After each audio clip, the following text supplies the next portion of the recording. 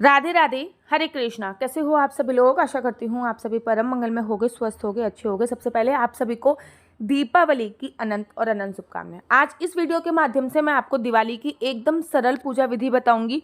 बहुत सरल कि आप घर पे रह के दीपावली की पूजा कैसे कर सकते हैं। सबसे पहले तो आप ये बताइए, आपके क्षेत्र में, आपके इधर दिवाली कब मनाई जा रही है? 31 तारीख को मनाई जा रही है या 1 तारीख को मनाई? जब भी मनाई जा रही हो तब आप ये सरल विधि से पूजा अर्चना वंदना जरूर कीजिए। सबसे पहले आपको मैं शाम की पूजा बता रही हूँ, सुबह की पूजा मैं अलग से दूसरी वीडियो में बताऊंगी, क्योंकि सुबह पितरों की पूजा होगी, वो अलग से दूसरी वीडियो में मैं आपको बताऊंगी। अभी मैं आपको केवल शाम की पूजा का विधान बता रही हूँ। आपको एक ऐसी जगह देखनी है जो कि नॉर्थ ईस्ट डायरेक्शन में हो, अर्थात जिसको बोला जाता है ईशान कोण। ईशान कोण सबसे ज़्यादा पूजा के लिए सर्वोत्तम माना जाता है। अगर ईशान कोण जगह आपको नहीं मिल रही तो आप कोई भी उत्तर की जगह ले सकते हैं, अर्थात उत्तर दिशा की जगह ले सकते हैं, क्योंकि उत्तर दिशा को कुबेर जी की दिशा मानी जाती है। तो आप उत्तर दिशा की जगह ले सकते हैं। तो वहाँ पर आप एक चौकी लगाइए, जिसको पटला बोलते हैं, और उस पर लाल रंग का ही आपको आज कपड़ा बिछाना है, क्योंकि लाल रंग माता लक्ष्मी को बहुत बहुत ज़्यादा प्रिय होता है। तो लाल रंग का उस पर कपड़ा बिछाइए।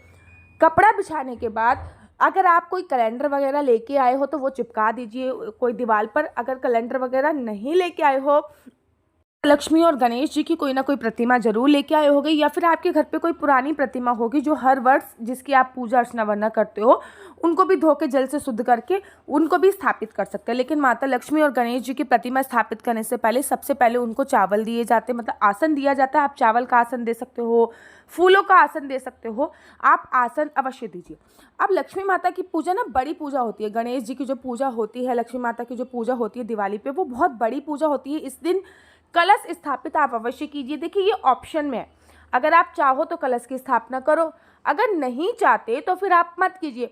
सिंपली आप कलश की स्थापना कीजिए। कलश की स्थापना में सभी देवी देवताओं का आह्वान किया जाता है। तो कलश को भी स्थान देने के लिए थोड़े से चावल या फूल पहले नीचे बिछाइए, उसके ऊपर कलश रखिए, कलश के अंदर जल भरिए। जल के अंदर अगर आपके घर पे गंगा जल है तो वो डालिए, गुलाब जल है तो वो डालिए, गोमूत्र है तो वो डालिए।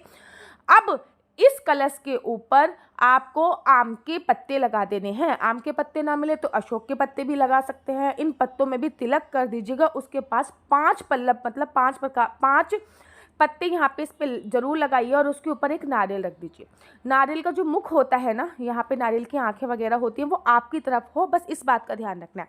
कलश के अंदर डाले जाने वाली सामग्री 1 या 2 का सिक्का, 1 हल्दी की गांठ, 1 कमल गट्टा आप उसमें डाल सकते हैं, 2 लौंग के जोड़ा, थोड़ा से अक्षत, 1 पुष्प, इतना आप कलश के अंदर डाल दीजिए। क्योंकि कलश के अंदर सभी प्रकार के देवी देवता आके विराजमान होते हैं, इसलिए मैं कलश की स्थापना के लिए कह रही हूँ।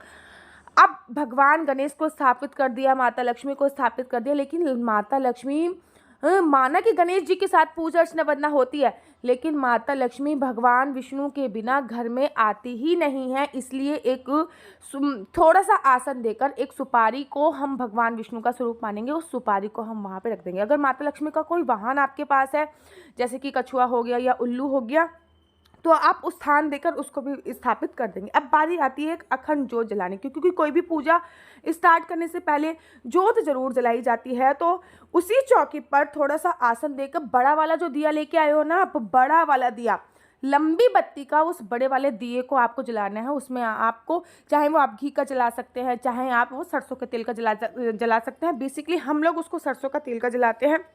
लंबी बत्ती का दिया वो पूरी रात जलता रहेगा, अखंड दिया होगा। उस चौकी पे आप वो दिया जला दीजिए। अब थोड़ा सा स्थान देकर अपने कुल देवी देवताओं को याद कीजिए। थोड़े से चावल उस चौकी पे कहीं भी रख दीजिए, कहीं भी रख दीजिए, और मानसिक रूप से अपने कुल देवी हो गई, कुल देवता हो गए, कि हमारे पे कुल देवी देवता जो भी हैं वो आकर अपना अपना स्थान यहाँ पर ग्रहण करें। तो इस प्रकार से अब आपकी जो चौकी है वो पूरी तरीके से तैयार हो चुकी है पूजा के लिए। अब जब ये चौकी पूरी तरीके से तैयार हो चुकी है तो उसके बाद आपको सबसे पहले जल की छींटें लगानी होती है। गणेश जी को, लक्ष्मी जी को, आपने जो विष्णु भगवान बनाए हैं उनको, थोड़ा सा कलश को भी जल की छींटें लगानी है। जल की छींटें लगाने के बाद आपको अब संकल्प लेना है कि मैं पूरी विधि विधान से लक्ष्मी मैया और गणेश जी की पूजा अर्चना वंदना कर रही हूँ। संकल्प आपको क्या लेना है?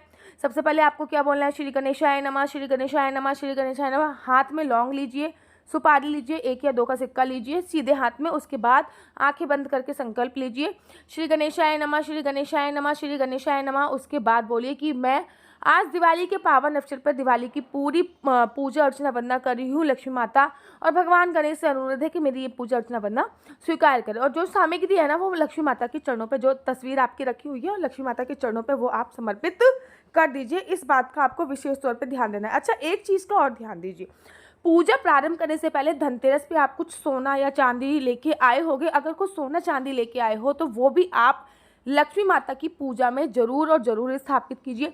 अगर नहीं लेके आए हो तो आपके घर पे जो भी पुराना सोना चांदी रखा हुआ है वो आप लक्ष्मी माता की पूजा में जरूर और जरूर स्थापित कीजिए। साथ ही के साथ कोई गड्डी जो आप मंदिर में रखते हो, वो नोटों की गड्डी, क्योंकि उनको लक्ष्मी माता का ही स्वरूप माना जाता है, वो भी आप लक्ष्मी पूजा में स्थापित कीजिए। क्योंकि ना मेरे घर में ये विधान बहुत ज़्यादा होता है, उसके बाद मैं तो एक और वीडियो बनाऊंगी जिसमें मैं मेरे घर में कैसे पूजा होती है वो भी मैं आपको बताऊंगी। आपने वो सब विराजमान कर दिया, जल की छींटे लगा दी, अब आपको वस्त्र समर्पित करें। वस्त्रों के रूप में आप कलावा लीजिए, कलावों को थोड़ा सा तोड़ के लक्ष्मी जी को वस्त्र समर्पित कीजिए, गणेश भगवान को वस्त्र समर्पित कीजिए, कलश के पास वस्त्र समर्पित कीजिए, विष्णु भगवान को वस्त्र समर्पित कीजिए, जो भी आपके कुल देवी देवता आपने बुलाए हैं उनको भी वस्त्र समर्पित कीजिए। माता लक्ष्मी के लिए आप कोई चुन्नी लेके आए होगे तो माता लक्ष्मी को वो चुन्नी समर्पित कीजिए। गणेश भगवान को आपको जनेऊ समर्पित करना है। वस्त्र समर्पित हो गए, सारी पूजा विधि आपको समझ में आ रही है ना बहुत अच्छी तरीके से। वस्त्र समर्पित करने के तत्पश्चात अब आपको क्या करना है, वस्त्र समर्पित करने के बाद अब आपको जो भी चीजें माता लक्ष्मी को प्रिय है वो देनी है। जैसे कि मैं हमेशा कहती हूँ 5 कमलगट्टे अवश्य लेके आओ, कमलगट्टा माता लक्ष्मी को बहुत प्रिय है। 5 एक थाली जो आपने धनतेरस की पूजा के लिए बनाई थी वही थाली पे 5 कमलगट्टे रखिए, 5 कौड़ियाँ रखिए, 5 गोमती चक्र, इन सब की क्वांटिटी कम से कम 5-5 तो होनी चाहिए। और साथ ही के साथ 5 हल्दी की गांठ रखिए, जो धनिया आप धनतेरस पे लेके आए थे वो रखिए, और ये सब आप माता लक्ष्मी को समर्पित कर दीजिए। ये सारी सामग्री आपको माता लक्ष्मी को समर्पित करनी है क्योंकि ये सभी चीज़ें माता लक्ष्मी को बहुत बहुत ज़्यादा प्रिय है। साथ ही के साथ जब ये सारी सामग्री आप माता लक्ष्मी को समर्पित कर रहे हो तो गणेश भगवान को आप दूर्वा समर्पित कीजिए, क्योंकि गणेश भगवान को दूर्वा बहुत ज़्यादा प्रिय है। और माता लक्ष्मी को एक कमल का पुष्प, बाहर से कहीं से कमल का पुष्प लेके आइए, कमल का पुष्प आप माता लक्ष्मी को जरूर और जरूर समर्पित कीजिए। जब आप कमल का पुष्प माता लक्ष्मी को समर्पित कर देते हो तो उसके बाद बारी आती है आप लोगों को भोग लगाने की। सबसे पहले गणेश भगवान को भोग लगाइए। भोग में गणेश भगवान के लिए आप मोदक ले सकते हो, नहीं तो बेसन के लड्डू लीजिए, ठीक है ना। देखो, बूंदी के लड्डू हनुमान जी पे चढ़ते हैं, बेसन के लड्डू गणेश भगवान जी पे चढ़ते हैं, तो बेसन के लड्डू लीजिए। और फ्रूट्स में आप उनको केले का भोग लगाइए। ठीक इसी प्रकार से माता लक्ष्मी को जो भोग समर्पित किया जाता है वो होता है ड्राई फ्रूट्स की खीर। याद रखिए, माता लक्ष्मी के लिए हमेशा ड्राई फ्रूट्स की खीर बनाई जाती है।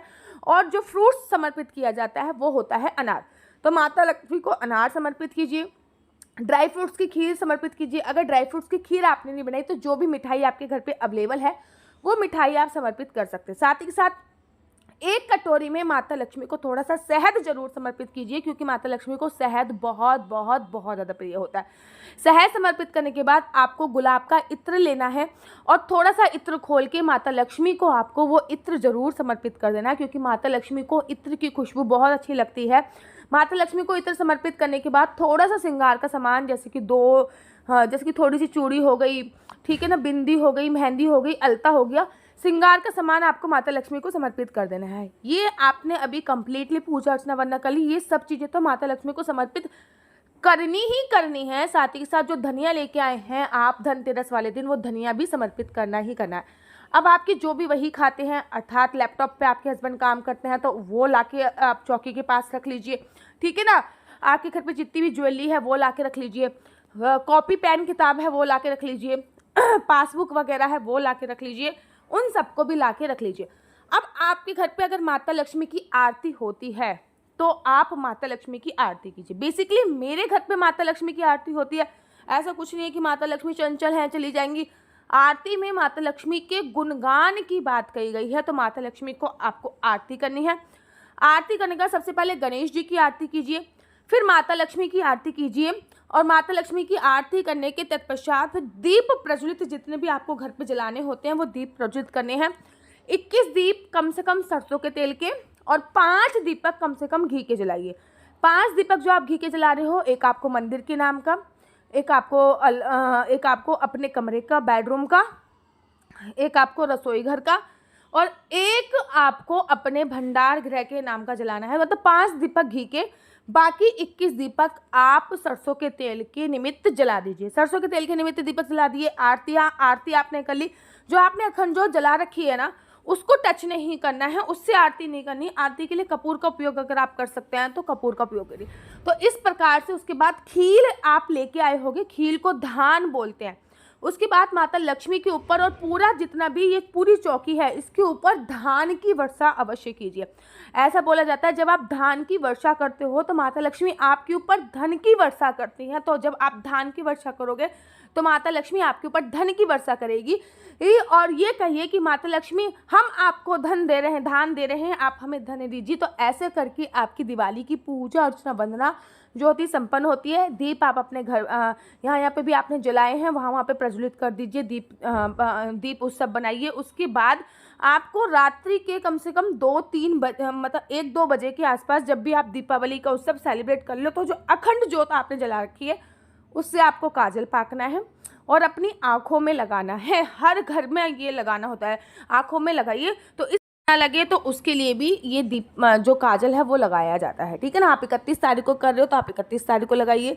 आप 1 तारीख को कर रहे हो तो 1 तारीख को लगाइए। उसके बाद थोड़ा सा उसी अखंड जोत से आपको थोड़ा सा तेल लेना है और सबके कानों में डालना है। आपके परिवार में जितने भी मेंबर हैं सबके कानों में ये डालना है। और पूजा के 1-1.5 घंटे बाद जो भी आपने कौड़ियाँ रखी हैं, गोमती चक्र रखे हैं, कमलगट्टा रखे हैं, हल्दी रखा है, 1 या 2 मतलब चांदी के सिक्के रखे हैं, उसको एक लाल कपड़े में आप लोग बांध लेंगे और वो अपनी तिजोरी में जाके रख देंगे। वो आपकी पोटली घर पे बन के ही तैयार हो जाती है। आप स्वतः ही अपने घर की पोटली बना सकते हैं, कहीं से कोई पोटली मंगाने की आवश्यकता नहीं होती है। आप पोटलियाँ अपने घर पे ही बना सकते हैं। तो इस प्रकार से दिवाली की पूजा अर्चना वंदना होती है और बहुत सिंपल तरीके से होती है। इसके बाद मैं एक और वीडियो डालूंगी कि दिवाली की ना सुबह आपको पूजा कैसे करनी है, वो आपको उस वीडियो के माध्यम से मैं बताऊंगी। अगर आप अपनी कुंडली मुझसे दिखवाना चाहते हैं तो मेरा नंबर है 4/9-20-25-65। मैं दोबारा से रिपीट करती हूँ, मेरा नंबर है 4/9-20-25-65। आपका बच्चा जॉब करेगा या बिजनेस करेगा तो किस चीज़ का बिजनेस करेगा, जॉब करेगा तो किस फील्ड में जाना चाहिए, उसको किस चीज़ की पढ़ाई करनी चाहिए, आपका लकी नंबर क्या है, लकी कलर क्या है, आपके विवाह का योग कब बन रहा है, आपके जीवन साथी के साथ आपका तालमेल नहीं हो रहा, लव मैरिज होगी या अरेंज मैरिज होगी, क्या आपके बॉयफ्रेंड के साथ आपकी शादी संभव है या संभव नहीं है, आपकी लव मैरिज है या अरेंज मैरिज है, आप कि कंसीव कब करोगे, मतलब आपके बच्चा कब होगा, मेडिकल ट्रीटमेंट से होगा या नॉर्मल होगा, ये सभी जानकारी मैं आपको कुंडली के माध्यम से प्रोवाइड कराती हूँ। लेकिन याद रखिए, कुंडली देखना बिल्कुल भी फ्री नहीं है। कुंडली देखने के थोड़े से चार्जेस हैं और इस नंबर पे में से किसी भी प्रकार के कोई क्वेश्चन आंसर पूछने के लिए फ़ोन मत कीजिएगा। ये नंबर मात्र और मात्र कुंडली दिखाने के लिए। अगर आपको मेरी वीडियो अच्छी लगती है तो आप अपने यूट्यूब चैनल हरि बोल को लाइक शेयर सब्सक्राइब करना बिल्कुल भी मत भूलिए। तब तक के लिए मुझे दीजिए इजाज़त। राधे राधे, हरे कृष्णा, हरि बोल। आप सभी को दीपावली की अनंत और अनंत शुभकामनाएं। राधे राधे।